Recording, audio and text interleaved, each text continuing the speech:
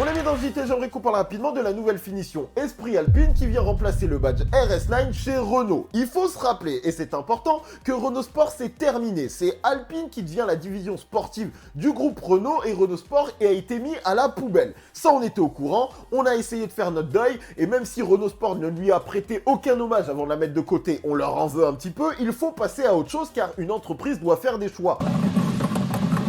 Donc Alpine, visiblement, c'était la marque la plus porteuse, pourquoi pas? On se doutait du coup que le badge RS Line allait disparaître, logiquement, déjà qu'il était apposé sur Clio ou même sur Capture qui n'avait même pas de version Renault Sport dans leur dernière génération, et logiquement, du coup, on voulait voir ce que Renault allait nous proposer ensuite. Maintenant, on le sait, on parle de Esprit Alpine, ce qui en termes de nom est mieux que par exemple Alpine Line ou Alpine RS Line, parce que tu comprends que l'idée c'est d'avoir un peu de l'esprit d'Alpine dans leur véhicule Renault. Alors dans un SUV pour Alpine qui est censé être une marque qui promeut la légèreté, c'est problématique, mais on ne va pas leur en vouloir. Après tout, Alpine arrive avec des véhicules électriques d'ici peu. Donc on essaye de rester dans la cohérence de Renault, on va y arriver. Le truc, c'est de se poser la question de qu'est-ce que nous propose cette finition Alpine, en plus d'un véhicule Renault classique. Parce que si on regarde le communiqué de presse, voilà ce qu'ils nous disent. Le but, c'est d'apporter un design encore plus affirmé, renforcé par une nouvelle teinte, gris, schiste, satin. Alors déjà, moi, ça me pose un petit peu problème parce que en termes de style, la finition Esprit Alpine n'apporte pas tant de choses que ça en comparaison avec un Renault Austral classique. Parce que sur le papier, si on regarde bien ce qui est proposé,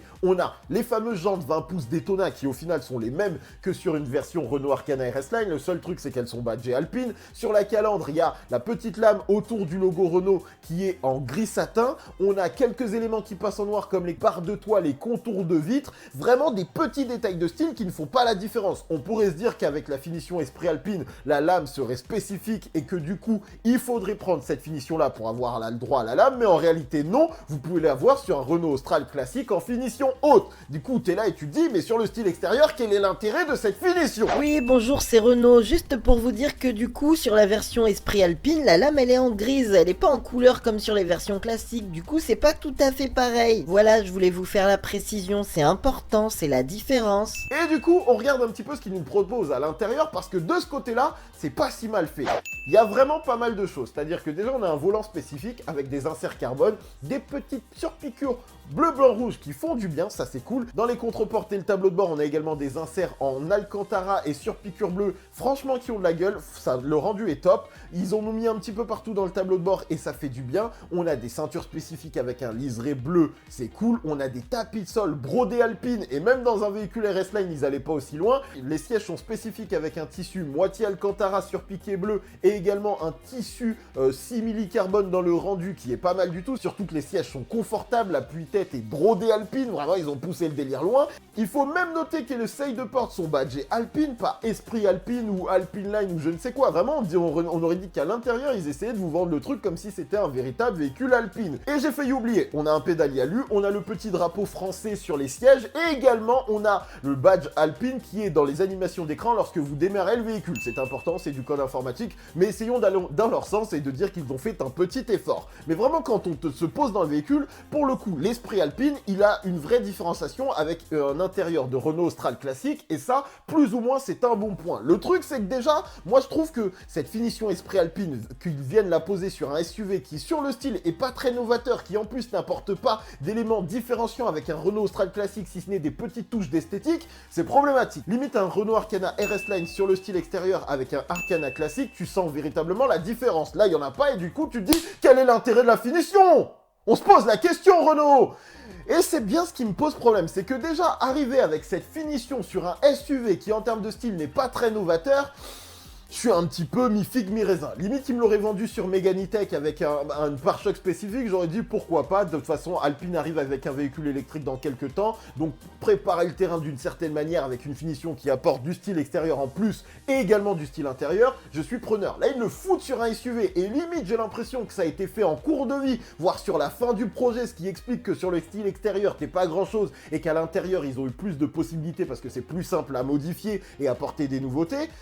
Et du coup, t'es là, tu te dis, Renault, tu commences à faire des bêtises. Renault, tu vas bousiller le badge Alpine. Parce qu'on se rappelle qu'il y a des gens qui vont payer 60 000 euros, qui payent actuellement 60 000 euros pour une Alpine A110. Est-ce que t'as envie de voir du coup sur une Clio, un Renault Captur ou un SUV pas forcément très novateur dans le style, un badge Alpine? Pas spécialement. Le truc, c'est que ça risque de créer une mauvaise association entre Alpine, qui est quand même censé être le porte-étendard du groupe Renault maintenant, qui est censé être la division sportive, qui est une marque qui est en Formule 1, qui est une marque qui vend des véhicules qui coûtent quand même des sous, qui vise une clientèle un petit peu élitiste d'une certaine manière, et Renault, qui est un petit peu plus terre-à-terre, même si leur but, c'est de monter en gamme. Parce que je suis désolé, mais ce Renault Austral avec sa finition Alpine manque un petit peu de fraîcheur si vous commencez à le poser à côté d'une A110. Vous voyez le délire? Alors après, c'est que du marketing, donc est-ce que c'est grave? Non, mais c'était tellement bien parti pour le renouveau d'Alpine avec la 110 qui était une voiture au top, puis maintenant la 110 de gendarmerie, le travail qui était fait en Formule 1, le passage de Renault Sport à Alpine, même si là ils ont fait un petit faux pas avec l'Alpine Rose qui, bien qu'évidemment c'est une histoire de sponsor et s'ils viennent mettre des sous c'est un bon point pour Alpine en F1, mais voilà, on commence déjà à sentir des petits faux pas en termes de communication, en termes de marketing, en termes de placement sur certains choix comme ce badge Esprit Alpine, qui on l'espère ne vont pas aller trop loin, parce que j'ai déjà l'impression qu'on est en train de prendre le chemin de Gordini, de la finition Gordini, qui a pas fait long feu et qui a pas apporté grand chose. Et Renault, tu ne peux plus faire ça, tu ne peux pas te tromper. Pas sur des petits détails comme ça, parce que le badge Alpine a une certaine prestance, a une histoire, il y a des gens qui aiment ce badge. Et là, tu vas commencer à l'égratigner un petit peu, alors qu'il est même pas encore revenu au top, et qu'encore une fois, vendre des A110, c'est pas non plus le truc le plus facile du monde pour le moment. Donc si tu commences à affilier le nom Alpine avec des véhicules complètement lambda qui n'apportent rien, ça va être un peu problématique. Alors, encore une fois, on est au tout début de la Renaulution. Du coup, on attend la suite. On ose espérer que sur les autres véhicules, ils vont aller un petit peu plus loin, que la R5 Alpine apportera de vraies différences en comparaison avec la R5 classique, que les véhicules électriques Alpine auront un vrai atout. Mais j'avoue, l'esprit d'Alpine commence un petit peu à partir dans des effluves de mauvaises odeurs qui ne me plaisent pas trop. Mais ce n'est que le début. Et bien évidemment, je suis là pour en discuter avec vous. Je veux savoir si cette finition Esprit Alpine sent bon, si vous vous en foutez complètement et tout ce qui vous intéresse, c'est d'avoir un intérieur un petit peu plus marqué, ou si juste vous avez comme moi le sentiment que ça commence un petit peu déjà à partir en glisse du train arrière. Parce que c'est un petit peu inquiétant. Renault, déjà, avec Austral, tu m'as un petit peu laissé sur le teco.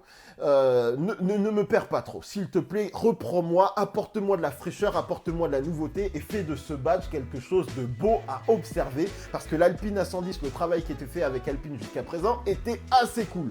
Et entre cette Formule 1 rose et ce badge sur un SUV... Oh, il y a des petites odeurs de blasphème, je l'ai déjà dit. Mais bien évidemment, on observe, on attend et on espère que Renault fera bien les choses, que ce soit pour Alpine ou les véhicules Renault.